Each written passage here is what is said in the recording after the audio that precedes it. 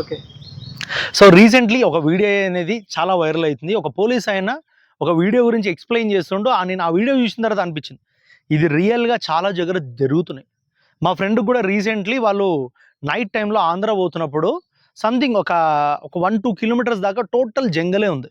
ఏడ కూడా సంథింగ్ ఒక షాప్ కానీ ఇల్లు కానీ ఏది లేదు.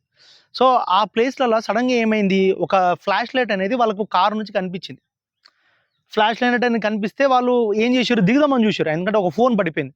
ఎవరన్నా అట్లా చూసిన తర్వాత జంగల్లో అది మెయిన్ అట్లా రోడ్డు మీద పడిపోతే ఎవరిని ఏమనుకుంటారు, ఎవరన్నా బండి మీద పోతూ పడేసుకుంటూ పోయారేమో అనే ఒక ఆశతోని, అరే ఒక ఫోన్ దొరుకుతుందేమో అని ఒక ఆశతోని పోయి ఫోన్ తీసుకుంటుంటే అక్కడి నుంచి కొంతమంది మీ మీద అటాక్ చేసి మీ దగ్గర ఉన్న సామాన్లు, ఫోన్ కానీ, బంగారం కానీ, పైసలు కానీ ఏది ఉన్నా ఎత్తుకుపోతారు. ఇది రియల్గా చాలా దగ్గర జరుగుతున్నాయి. సో ఆ రోజు ఏం జరిగింది, మా ఫ్రెండ్స్ దిగుదామని చూసే లోపే కొంతమంది కనిపించేసారు వాళ్ళకు. ఆ కార్ లైట్స్ వల్ల కొంతమంది కనబడడం, కట్టెలు తీసుకొని కనబడడం వల్ల వాళ్ళు ఆడికెళ్ళి జల్దీ మూవ్ అయిపోయారు. వాళ్ళు బతికిపోయారు ఆ రోజు.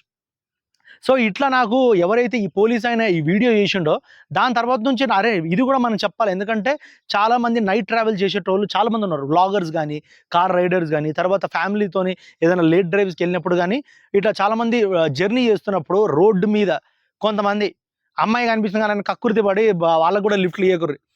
కావాలని అమ్మాయిని కూడా ఎర్రగా పెట్టేసి వెనక నుంచి ఇట్లా గ్యాంగ్ వచ్చి మీ మీద అటాక్ చేయడం జరుగుతుంది. కాబట్టి జాగ్రత్తగా ఉండండి. ఈడ కూడా నైట్ టైంలో ఏడికి ట్రావెల్ చేయాలనుకున్నా కూడా చేసేటప్పుడు జాగ్రత్తగా ఉండండి. ఆడ ఫోన్ పడిందనో, అమ్మాయి కనిపించిందనో, పైసలు కనిపించినాయనో జల్దీ దిగేసి ఇష్టం వచ్చినట్టు చేస్తే మీకే రిస్క్. మీ దగ్గర ఉన్నాయి దొంగలకు ఏం కావాలి, పైసలు కావాలి. వాళ్ళకు సంపాదించుకోవడానికి ఇది ఉండదు, వాళ్ళకు సంపాదించుకోవడానికి స్తోమత ఉండదు. ఎవరికైతే కొనుక్కోవడానికి స్తోమత ఉండదు, వీళ్ళకి సంపాదించుకోవడానికి స్తోమత ఉండదు. అటువంటి పనికి రాని వాళ్ళు ఏం చేస్తారు, జనాల్ని లూటీ చేయాలి, ఆ లూటీ చేసిన పైసలతో మస్తు ఎంజాయ్ చేయాలనే ఉంటారు. సో వాళ్ళదేం పని, వాళ్ళకు కొట్టినా చంపినా ఏం చేసినా సరే మనకు పైసలు కావాలి. మీరు చూస్తారు సిటీల్లో చెడ్డీ గ్యాంగ్ అంటారు, మిడ్డీ గ్యాంగ్ అంటారు, ఎన్ని తిరుగుతున్నాయి. ఎందుకు తిరుగుతారు, పైసల కోసం. జనాల్ని లూటీ చేయాలి, మనం మంచిగా ఉండాలి. ఈడ కూడా అదే జరుగుతుంది. వేరే వేరే రాష్ట్రాల్లో కూడా నైట్ టైం ట్రావెల్ చేసేటప్పుడు చాలా జాగ్రత్తగా ఉండండి. ఈ పోలీస్ అయిన వీడియో పెట్టడం వల్ల చాలామందికి తెలిసింది ఇది. ఎందుకంటే ఇటువంటివి జరుగుతున్నాయి. ఇప్పుడు ఆయన పోలీస్ అయినా కాబట్టి కనిపించింది కాబట్టి దగ్గరికి రాలేకపోయారేమో. కానీ నార్మల్గా కొంతమంది ఎవరైతే వీక్ పర్సన్స్ ఉంటారో, ముసలోళ్ళు పోతుంటారు, అటువంటి వాళ్ళు అరే ఫోన్ పడిపోయింది ఏదో అనేసి తీసుకుంటూ పోతే వాళ్ళ పరిస్థితి ఏంది ఒకసారి ఆలోచించండి.